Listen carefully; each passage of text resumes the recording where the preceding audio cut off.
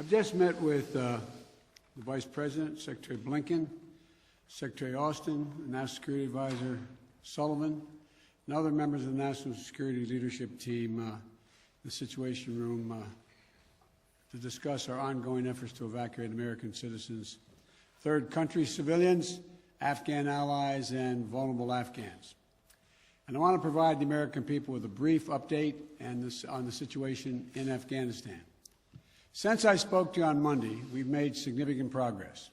We've secured the airport, enabling flights to resume, not just military flights, but civilian charters from other countries, and the NGOs taking out civilians and vulnerable Afghanis. And now we have almost 6,000 troops on the ground, including the 82nd Airborne, providing runway security, the Army 10th Mountain Division standing guard around the airport, and the 24th Marine Expeditionary Unit assisting the civilian departure. This is one of the largest, most difficult airlifts in history, and the only country in the world capable of projecting this much power on the far side of the world with this degree of precision is the United States of America. We've already evacuated more than 18,000 people since July and approximately 13,000 since our military airlift began on August the 14th. Thousands more have been evacuated on private charter flights facilitated by the U.S. government. These numbers include American citizens and permanent residents, as well as their families. It includes SIV applicants and their families, those Afghans who have worked alongside us, served alongside of us, gone into combat with us, and provided invaluable assistance to us, such as translators and interpreters. The United States stands by its commitment that we've made to these people, and it includes other vulnerable Afghans, such as women leaders and journalists. In fact, working in close coordination with the management of the New York Times, the Washington Post, and the Wall Street Journal, we have successfully evacuated all 204 of their employees in Afghanistan on U.S. military aircraft earlier this week. We've established the flow of flights, and we've increased the number of people we're moving out of the country. We paused flights in Kabul a few hours this morning to make sure we could process the arriving evacuees at their transit points. But our commander in Kabul has already given the order for outbound flights to resume. Even with the pause, we've moved out 5,700 evacuees yesterday, and we're working on a variety to verify that number of the Americans are still in country as we work on this, because don't have the exact number of people who are Americans who are there, and those who may have come home to the United States. We want to get a strong number as to exactly how many people are there, how many American citizens, and where they are. Just yesterday, among the many Americans we evacuated, there were 169 Americans who we got over the wall into the airport using military assets.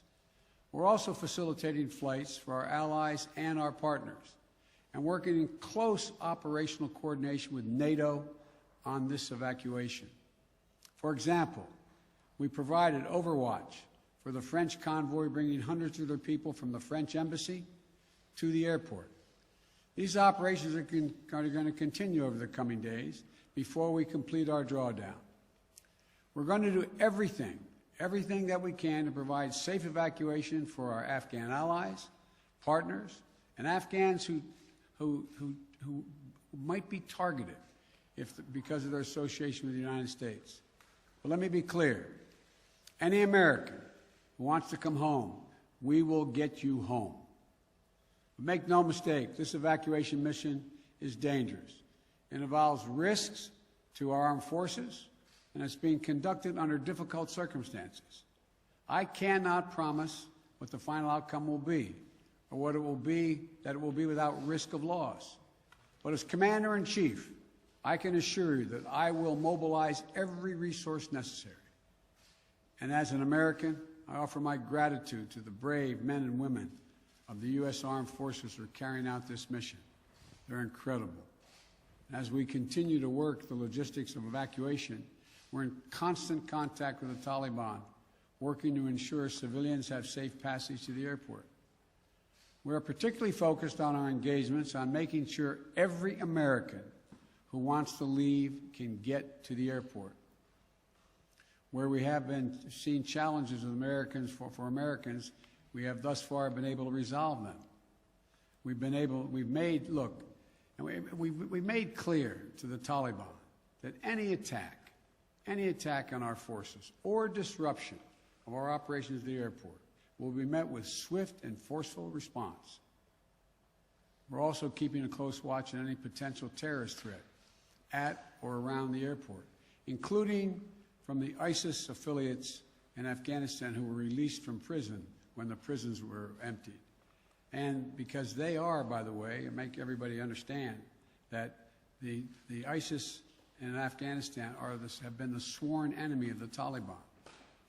I've said all along, we're going to retain a laser focus on our counterterrorism mission, working in close coordination with our allies and our partners, and all those who have an interest in ensuring stability in the region. Secretary Blinken is with me today, met this morning with our NATO allies in consultation about the way forward, so that Afghanistan cannot be used in the future as a terrorist base to attack the United States or our allies. For 20 years, Afghanistan has been a joint effort with our NATO allies. We went in together, and we're leaving together. And now we're working together to bring our people and our Afghan partners to safety. In the past few days, I've also spoken directly with the British Prime Minister, Mr. Johnson, Chancellor Merkel of Germany, and President Macron of France. We all agreed that we should convene, and we will convene, the G7 meeting next week, a group of the world's leading democracies, so that together we can coordinate our mutual approach, our united approach on Afghanistan and moving forward. We are united with our closest partners to execute the mission at hand.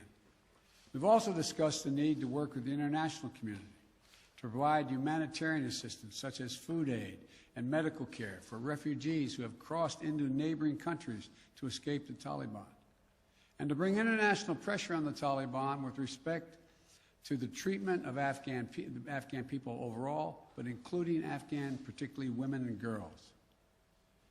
The past week has been heartbreaking. We've seen gut-wrenching images of panicked people acting out of sheer desperation. You know, it's completely understandable. They're frightened, they're sad, uncertain what happens next. I don't think any one of us can see these pictures and not feel that pain on a human level. Now we have a mission to complete in Afghanistan. It's an incredibly difficult and dangerous operation for our military. We have almost 6,000 of America's finest fighting men and women at the Kabul airport. And we're putting their lives on the line. Americans, our Afghan allies, and citizens of our allies who went in with us. You know, I talk to our commanders on the ground there every single day, as I just did an hour or so ago. And I made it clear to them that we'll get them whatever they need to do the job. They're performing to the highest standard under extraordinarily difficult and dynamic circumstances. Our NATO allies are strongly standing with us, their troops keeping sentry alongside ours in Kabul, as is the case whenever I deploy our troops into harm's way. I take that responsibility seriously. I carry that burden every day, just as I did when I was vice president and my son was deployed to Iraq for a year. There'll be plenty of time to criticize and second guess when this operation is over. But now, I'm focused on getting this job done. I would ask every American to join me in praying for the women and men risking their lives on the ground in the service of our nation. As events evolve over the coming days, my team and I will continue to share the information and update the American people on exactly where things are. We'll use every resource necessary to carry out the mission at hand and bring to safety American citizens and our Afghan allies. This is our focus now. And when this is finished, we will complete our military withdrawal and finally bring to an end 20 years of American military action in Afghanistan. Thank you. May God bless you, our troops, our diplomats, and all those serving in harm's way. And now I'll take questions. AP, Zeke Miller.